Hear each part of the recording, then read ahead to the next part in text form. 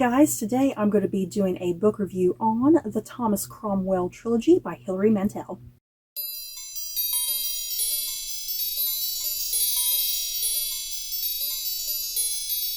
The Thomas Cromwell Trilogy by Hilary Mantel, it follows the rise and fall of Thomas Cromwell, who was an advisor to King Henry VIII. I do not consider history a spoiler. In this review, I may kind of have some things that are mentioned, whether or not, certain real-life historical people live or die. So if you don't want to know anything about these books, you might just want to steer clear.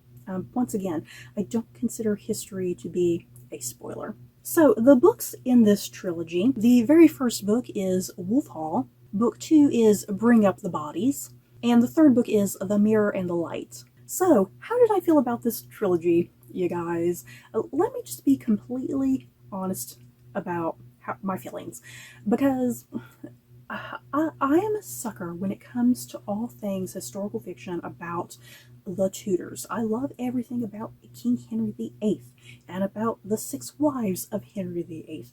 I love all that stuff. This trilogy, unfortunately, was rather 50-50 for me. The things that frustrated me about this trilogy really frustrated me. But then again, also the things that really worked about this trilogy really worked, and I liked those things. So I have very complicated feelings about this trilogy, and I was super excited to read this.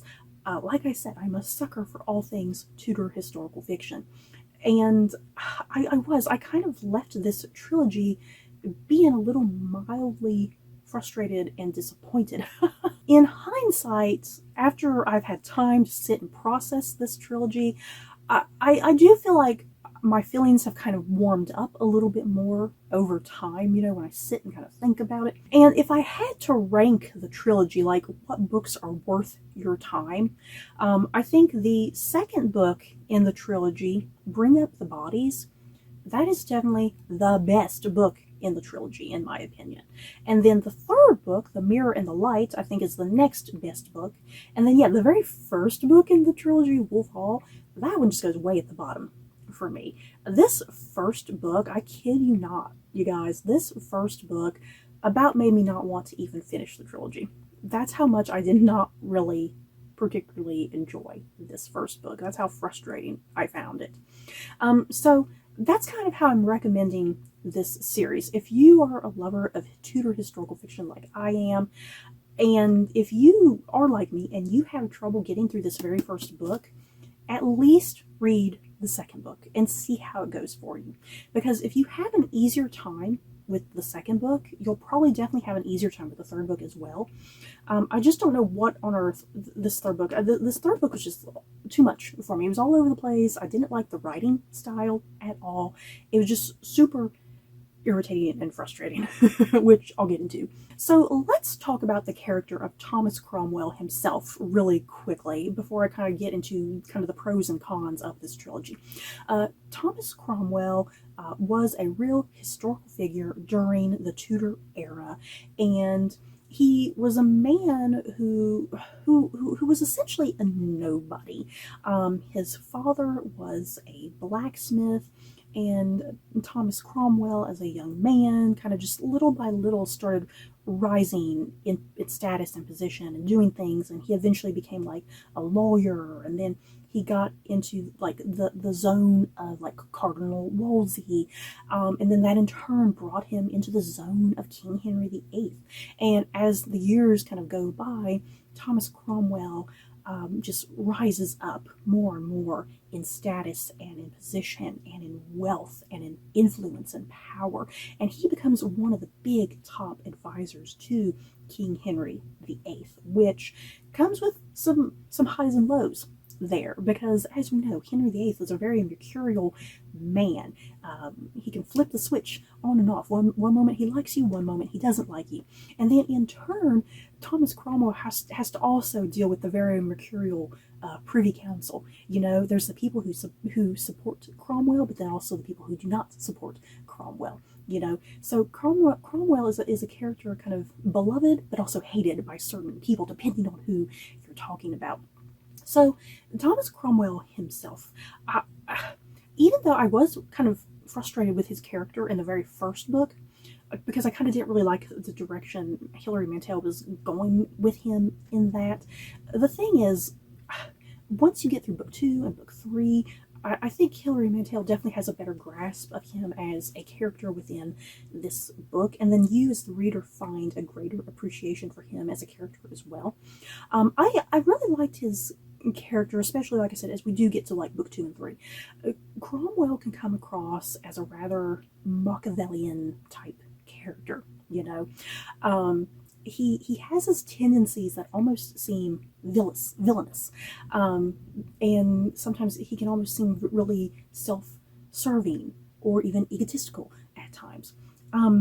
He gets himself just higher and higher in status and position, and that does it to other people around him. It looks really just strange and bizarre and weird. Here's this guy who's the son of a blacksmith. How did he get to where he did? So I like Cromwell's character, that he's a man who was a nobody, but he became a great somebody. And many of the things that happen in this entire trilogy, it's all because of Thomas Cromwell.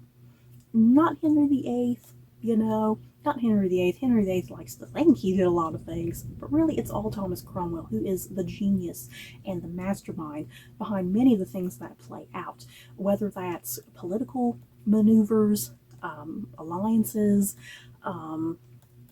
things with Henry's wives, like negotiations going down with the wives, anything going on with the church, a lot of what's going down is all up to Thomas Cromwell, and Thomas Cromwell kind of being the instigator and why England is the way that it is even now in the present. A lot of it is thanks to Thomas Cromwell. Like I said, kind of this big mastermind of this time period, a rather Machiavellian type character, which is absolutely fascinating. And like I said, I do not consider history to be a spoiler, and Thomas Cromwell, he does rise and rise and rise, but it gets to the point that he does get executed for treason by the time you get to the third book, if you know your history.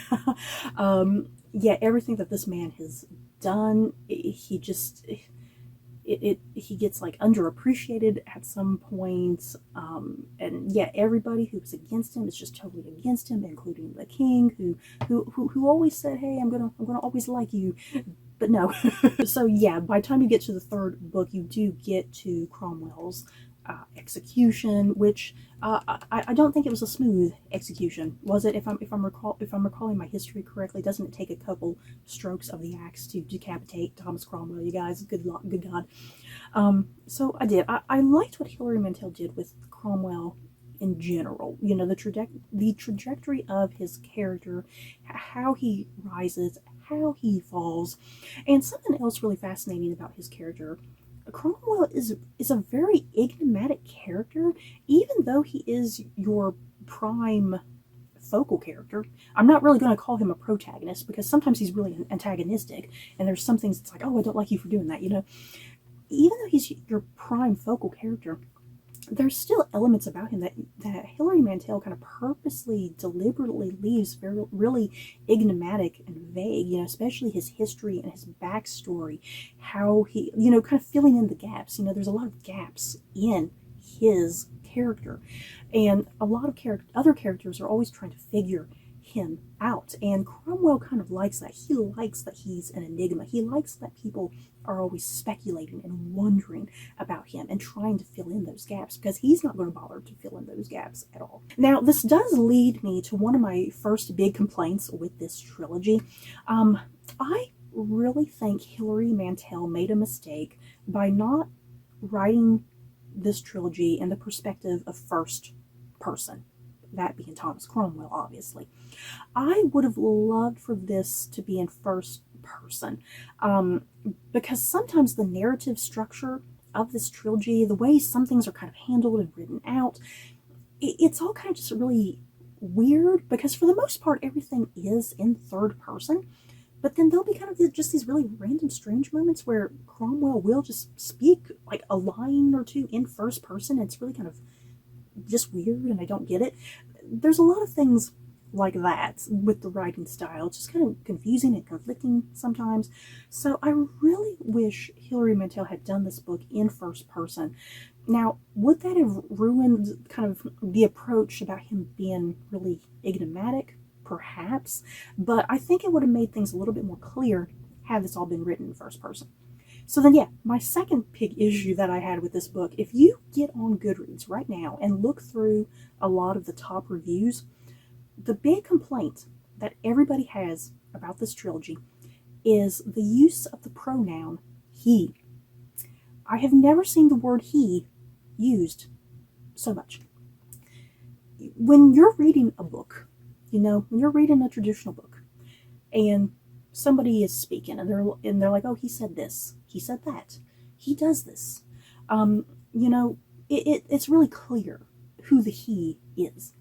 Or it'll say like the actual character's name, the character name does this, the character name does that, says that, So in this book, it's so hard to describe unless you've read this book. Instead of Hilary Mantel using the phrase, Cromwell said this, Cromwell does this, it's always he says, he does this, whatever. Cromwell's name is hardly ever used. So this poses a really huge problem when you're in a room full of a bunch of other dudes, a room of like 5 other guys, and the word he is everywhere. And it reaches the point, well, who is the he that is speaking? Do you see what I mean now? That was my big, huge complaint with this trilogy. I had a really difficult time trying to figure out who a he was at any given time. And a lot of times when the word he is used, you are supposed to figure out that it is Thomas Cromwell who is the he. And another thing that felt really redundant, because I think Hilary Mantel kind of realized that mistake here in the first book with the overuse of the pronoun he. I think she kind of realized that, but then she makes it even more irritating because then, like in books 2 and 3, to make it a little bit more clear that Cromwell is speaking, she'll often say, the line of a sentence might say, it might say he, it might say he says, Cromwell says, like it's really redundant using he says, Cromwell says, like using the he and Cromwell at the same time. Just say Cromwell. You don't have to say he Cromwell for me to understand that. Just say Cromwell says. What is so difficult about saying Cromwell says? Why does it have to be he? Cromwell says. It's just so redundant and kind of irritating, if that makes any sort of sense. And then my last major complaint with this trilogy, these books are pretty lengthy, and sometimes there are just some chapters that are just a little boring, you guys, just very unbelievably boring, unfortunately. I do think the second book is not really like that in particular, because a lot of the second book is focusing on the fall of Anne Boleyn and Thomas Cromwell's involvement in that.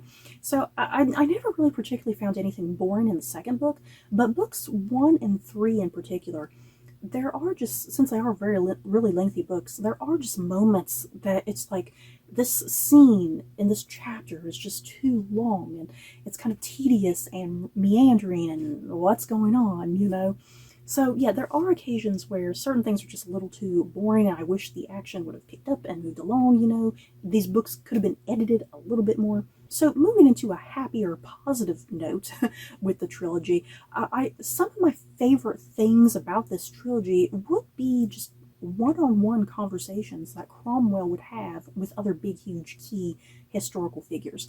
I loved any chapter with Cromwell and King Henry VIII. They were just always so tense and weirdly comedic on occasion.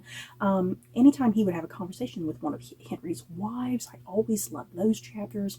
I especially loved his relationship with someone like Jane Rochford, who was like the sister-in-law of Anne Boleyn. I loved whenever Jane Rochford and Cromwell just would banter it out with their wit together. Yeah, like other advisors in Henry's court, like Wriothesley. I loved kind of the bromance with Wriothesley that Cromwell had, though it ends very tragically. You guys, why call me? Call me. If you've read the books, Wriothesley is often called Call Me. It's a hilarious running gag in the books. But yeah, I loved Wriothesley.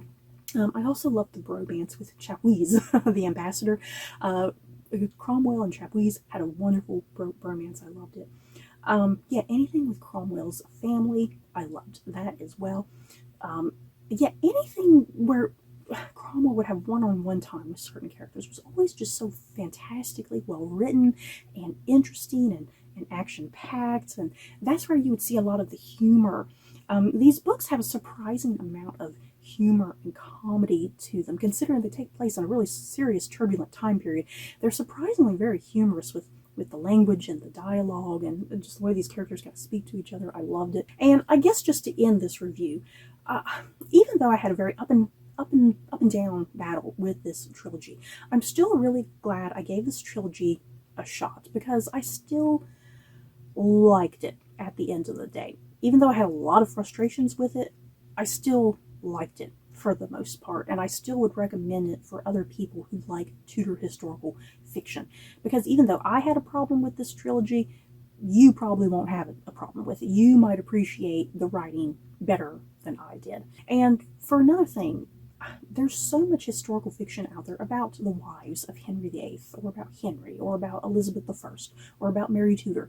There's so much historical fiction on the Tudors themselves, and I love this trilogy was all about Thomas Cromwell. When I discovered that this was a trilogy all about Thomas Cromwell, I was like, is there really that much material to cover? You know, I feel like you can just talk about him in one book.